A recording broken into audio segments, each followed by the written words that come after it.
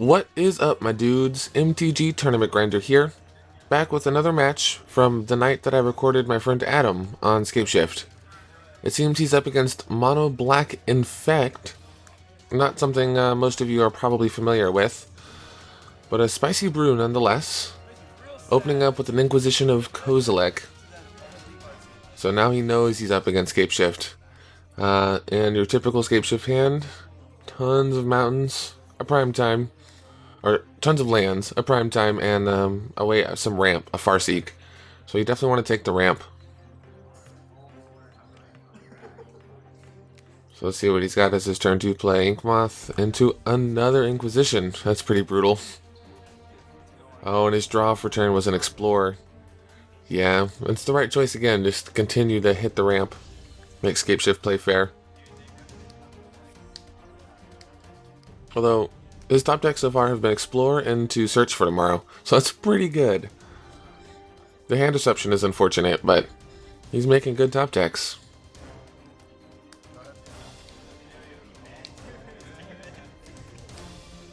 And for the Mono Black Infect player, I'd say things are going pretty well. 1, 2, 3, 4. Phyrexian Vat Mother.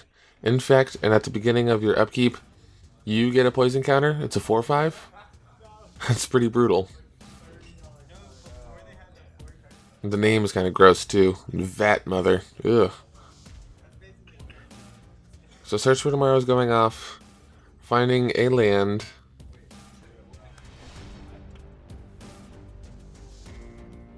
And I think the magic number is 6 lands with Scapeshift. Or 7. They sack 7 lands, and they go find a Scapeshift and 6 mountains. That's 18 damage right to the dome.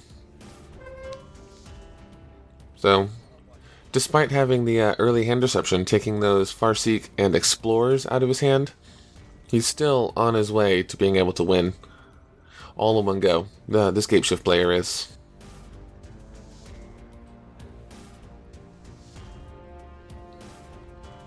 Although with a 4/5 Infect and 2 Inkmoth Nexuses, I think the Infect player has Scapeshift on a 2-turn clock.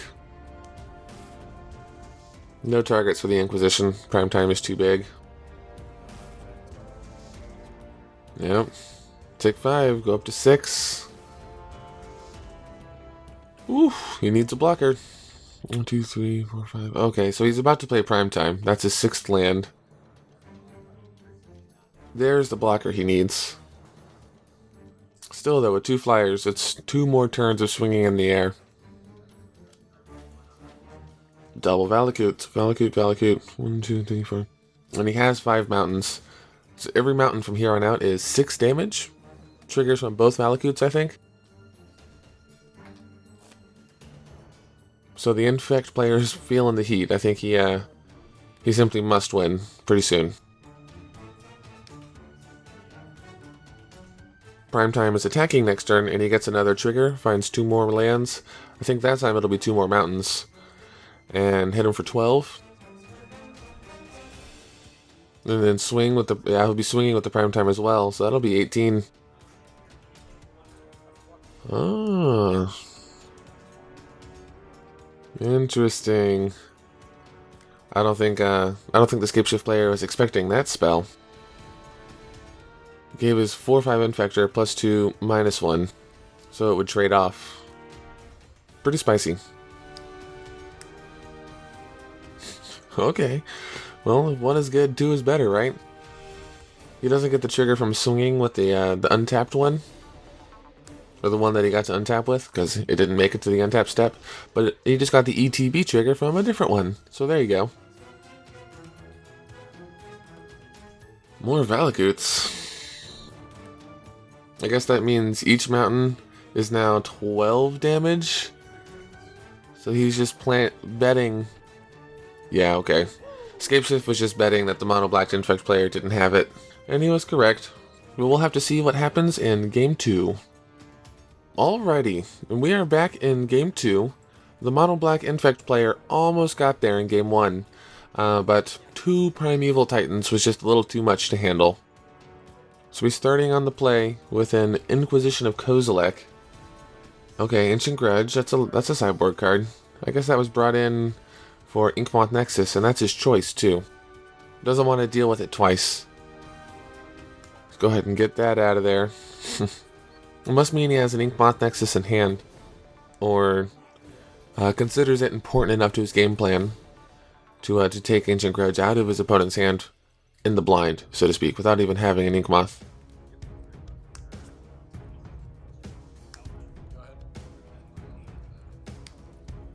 Land Pass, that's better than Farseek or Explore or any of those kind of cards.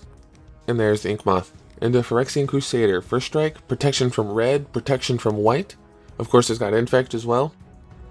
Too bad it doesn't have protection from green. That would be particularly poignant in this matchup. Still, though, a 2/2 first strike. I mean, it's good nonetheless, but I don't think it's good against Scapeshift. So discards Scapeshift and puts a Baloth onto the battlefield. Because if something would make you discard a Baloth, put it onto the battlefield instead. There's some like magic rules way of saying that. And he blocks into a Funeral Charm again. What a good card. I don't even know what all the other modes do, but +2/-1 in this Infect deck seems to be doing the do. First strike, yeah, no blocks. So the clock has begun. 2 out of 10 Infect. Thoughtseize, see what you got. Looks like you drew an Explorer. I predict he takes the Lightning Bolt because he wants to save his 2/2 first strike. Maybe he's more afraid of just losing the game overall and would rather hit some of the ramp. Okay, or his finisher. Several different routes you could take. Take the ramp so he never makes it to his finisher. Concede the fact that you will never stop him from getting there. And take the bomb itself, take the finisher itself. Or you could take the lightning bolt, trying to preserve your own board presence. Without knowing what was in his hand, it's hard to say, like, with honesty, what I would have done. But it seems like taking the prime time was a good call. Blackmail, that's one you don't see very often. So he reveals 3 cards, like chooses 3 to reveal, and then the Infect player gets to take his pick. Now he's got the lightning bolt. See, that's what I would have done the first time, but I guess, not looking at his hand, I didn't realize he had a blackmail. Yikes, and that's about it, I guess. Well, Mono Black Infect did a lot better this time around. We'll have to see who gets there in Game 3. Alright, here we are, back in Game 3. Nah, how was my announcer voice? Pretty good? Well, Scapeshift is on the play this time. Cinderglade tapped, pass. Into an Inquisition that's kind of rough. See, Search for Tomorrow, Sakura Tribe Elder are the 2 ramp spells. Well, he's got to take one of those 2. Yeah, the Tribe Elder, because it's also a blocker. Yeah, that makes sense. That's what I'd like to think I would have done if I was in the Mono Black Infect player's shoes. Suspend, Search for Tomorrow, pass. So that Phyrexian Arena? No, I can't think of the name, but the 2/2 first strike is a 3-drop. The Vat Mother is a 4-drop. I'm wondering what he has in the 2-drop slot. Probably just more hand disruption, yeah. Yeah, there you go. Get one of those prime times out of there. Wow, that must be so frustrating. Well, I know it's frustrating. I've played against discard decks, hand disruption decks. It feels pretty bad when they just rip all the relevant cards out of your hand. But it's not the end of the world. I mean, eventually they'll run out of Thoughtseizes, and you will continue to draw cards. You kind of just have to outlast them, I suppose. It's definitely no fun while it's happening. That's the 2-drop slot, that's right. Draw 2 cards and lose 2 life. Kind of a Sign in Blood type effect. I feel like there's been a lot of black cards printed that say that. Lose 2 life and draw 2 cards for varying amounts of mana. Another blackmail. He doesn't have to be card, so it just reveals them all. Prime time. God, that's brutal. He's made him discard a Socket of Tribe Elder, 2 prime times, and a lightning bolt. Gross. Dropped the forest, so I'm not sure what he drew. The Scapeshift player, I mean, but he's got 1 card in hand. Hopefully it's relevant. And hopefully he gets to keep it. Oh, no such luck. Not relevant, doesn't get to keep it. Well, maybe a mountain is what he wanted, actually, to get to 6 lands, or to more lands. I'm really not sure. I've never played Scapeshift myself. I know the plan is to get lots of mana and then just kind of go off. But with no hand and like playing into a game like this, yeah, I think what you still want is more lands, right? And then eventually to draw a Scapeshift. Yep, there's the Vat Mother.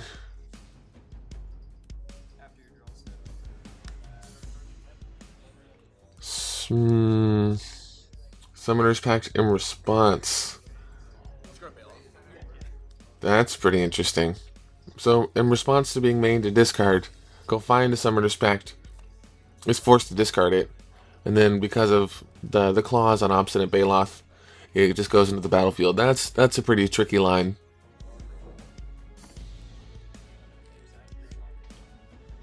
Oh no, what a blowout. Oof. He went for the double block. And it did not work. That's always a bad feeling. Getting 2 for 1 in that way.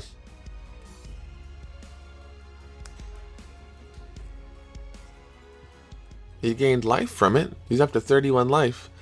But I don't think the Infect player is concerned much with his life total.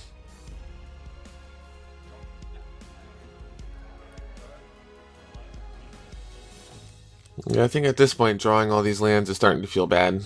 It's what he wanted at first. But now he's wanting blockers, he's wanting a copy of Scapeshift or Prime Time, he wants something. Ayo, Obstinate Baloth. Better than nothing, it's a good blocker.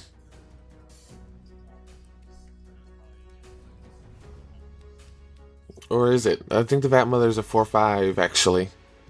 So that's a little less than ideal. Yeah, you gotta do it. Kind of between a rock and a hard place here.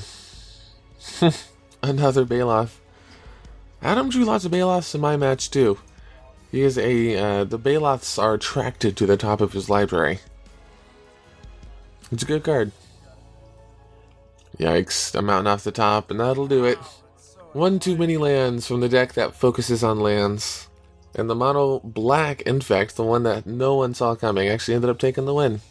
So, that was a good showing by both players. Well played. And as usual, if you guys enjoyed content like this, you can let me know in the comments below, or by hitting that subscribe button.